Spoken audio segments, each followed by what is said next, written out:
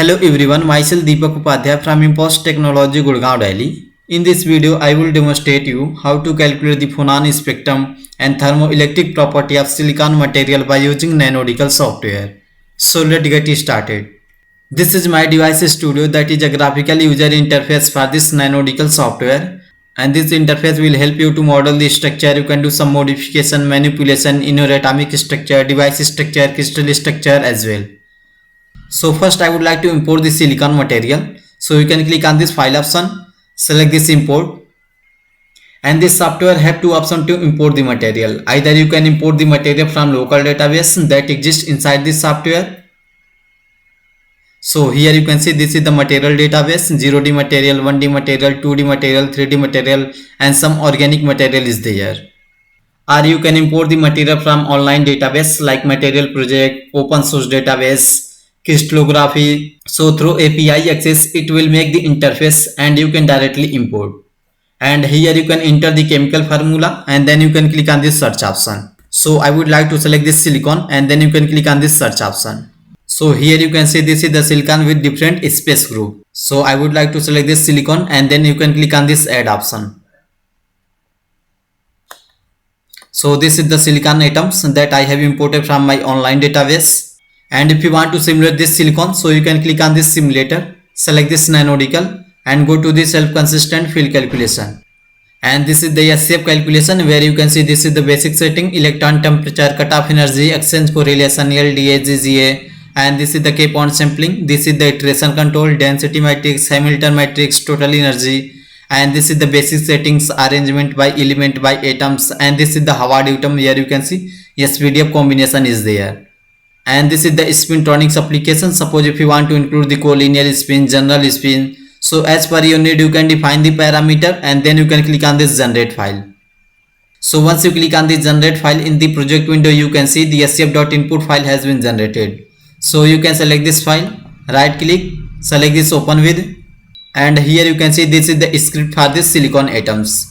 And this is the basic settings: electron temperature, cutoff energy, exchange correlation. This is the K-point sampling, and here you can see no spin is included. And this is the iteration control. This is the silicon atom and their Cartesian coordinate point.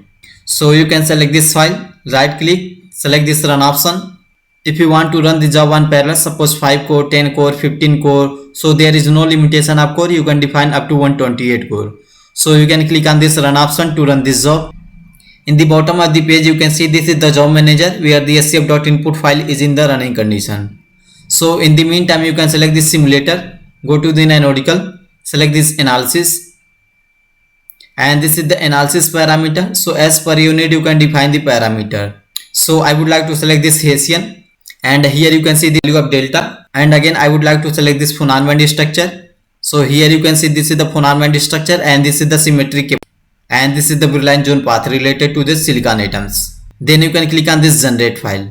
So similarly you can run this Hessian.input file, right click, select this run option to run this job. Again you can select this phonon band structure.input file, right click, select this run option to run this job. And in the job manager you can see all the input calculation is in the queue condition. Like when the SCF input for this silicon will finish, then Hessian calculation will start automatically. So you can wait till the calculation finished. So for the thermoelectric property you can wait till the Hessian input will finished. So here you can see the Hessian input calculation has been finished, and then you can go to the simulator, select this Nanodical, go to the analysis, and here you can select this ZT, and here you need to import the object file of this silicon. So here you can click, and here you can see this is my project. So you can open this file, and here you can see this is the silicon, and then you can click on this Nanodical crystal file, and then you need to select this file, and then you can click on this open. And here you can see this is the K-point sampling, this is the Q-point sampling, this is the energy range, maximum energy, minimum energy, and this is the interval, and this is the temperature range, and this is the direction. And if you want to calculate the phonon density of state, so this is the phonon density of state, you can select this file, and then you can click on this generate file. So in the same way you can run this ZT.input file, right click, select this run option to run this job, and then again you can select this phonon density of state.input file, right click, select this run option to run this job, and you can wait till all the calculation will finished. In the job manager you can see all the calculation has been finished and their output has been generated. So this is the Funan Wendy structure.xml file. So you can select this file, right click, select this show view, and this is the Funan Wendy structure for this silicon material.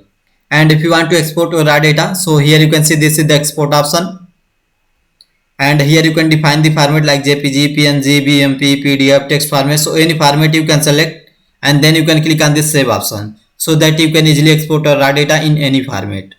And this is the thermoelectric property.xml file. So you can select this file, right click, select this show view, and this is the conductance with respect to temperature.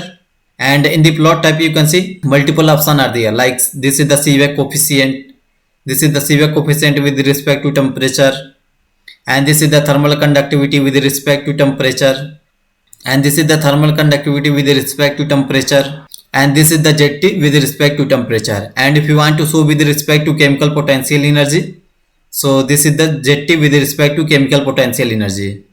So you can select any plot type, like this is the conductance with respect to chemical potential energy. So in the same way you can select and you can show their output data. And this is the Funan density of state. So you can select this file, right click, click on this show view, and this is the Funan density of state with respect to energy. So thank you for watching the video.